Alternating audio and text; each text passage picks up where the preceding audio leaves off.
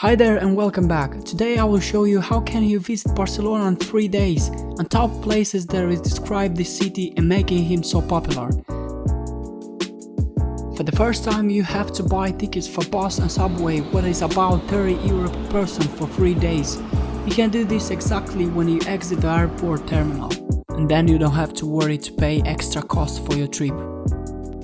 Arriving in the center on Sunday afternoon, I found a lot of people lying at the tables and having fun. Some of them preparing tons of food for others, some of them singing or dancing. Province of Barcelona, and it's home to around 4.8 million people, making it the 5th most popular urban area in the European Union. The weather in the middle of March is around 22 degrees and you can easily wear a t-shirt. Towards my first location, what is MOCO Museum, I met this man playing a beautiful score and I couldn't pass without filming him. How do you think, friends? Why this museum is so special and popular? Yeah, exactly. Most of the tourists coming to visit especially this mirrored room where hundreds of dangling diamonds changing colors as you walk inside. Have you got all of that?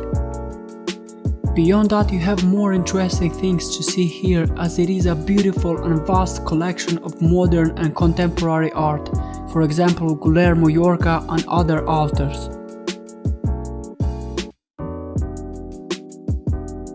The second tourist attraction, Park Güell, was made by one of the best architects in the history of Spain. Actually, not him, but this one. He starts to build this park from 1900s. The quirky, colorful mosaic and undulating curves of Park Güell are a signature of the legendary architect Antonio Gaudi, who designed many of the features in this park. The interesting history of this project was, when Gaudi started to build it, the people didn't appreciate it at all, and he was asked all the time why these ugly stones have so strange structure. Around this time, Yusubi Guell realized that his plan for entire residential neighborhood would not be successful. However, work continued on, in particular the construction of the common areas of the residential park. In 1914, the beginning of the First World War put an end to Gaudi's work. Of course, from that time until now, park was restored. Since 2013, to visit park you have to buy a ticket at cost of £11 per person. I'll put the link in the description below. Every half hour are selling 400 tickets for the park entrance, and around 9 million people per year visiting Park Güell, making it one of the most popular attractions in Barcelona.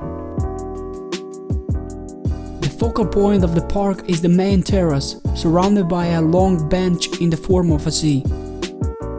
When the Spaniards saw that tourists are attracted by the park, they start to transform it in a little market. Some of them selling water as there is really hot, others selling sunglasses or small confection with inscription of the city and which are expensive, or dancing flamenco like this guy. I like them. Keep in mind, if you will be there at some point, don't buy anything around the park or inside it, because the price is doubled.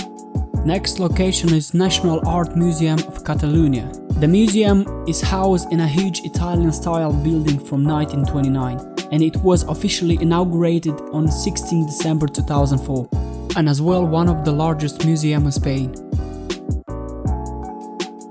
The museum provides insight into the religion, heritage and history of Barcelona in the most creative way. A heaven for lovers and explorers is a pure light.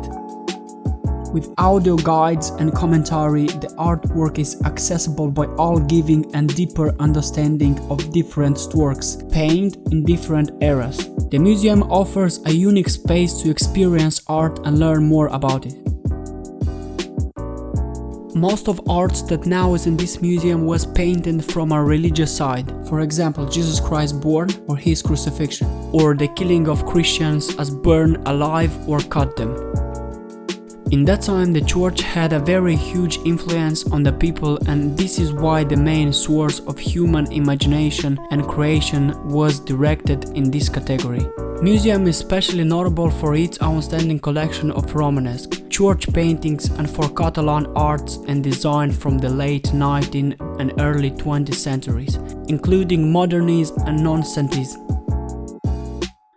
The next awesome place is Sagrada Familia, original design in 1882 by architect Francisco de Paul de Villar, which follows the prevalent guidelines of the time with neo-Gothic elements.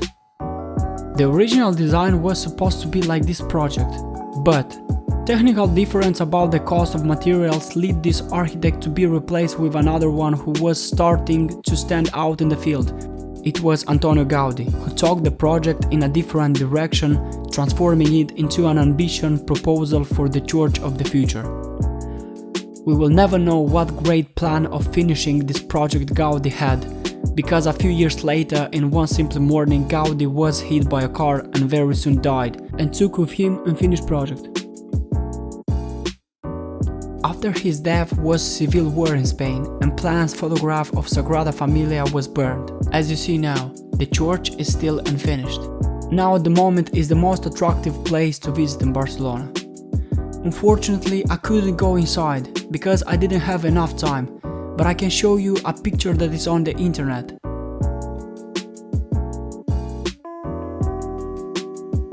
There is a few more houses designed by Antonio Gaudi and I wasn't inside them. It's the Casa Mila and Casa Batlló, that are very beautiful and attractive infrastructure. If you will be at some point here, don't hesitate to entry, it's worth it.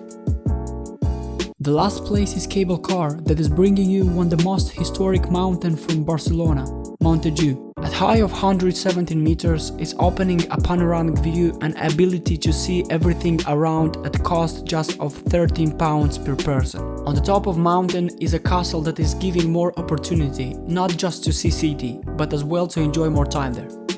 At the end, I want to thank you guys for watching. Don't forget to subscribe and click on the bell. See you next time.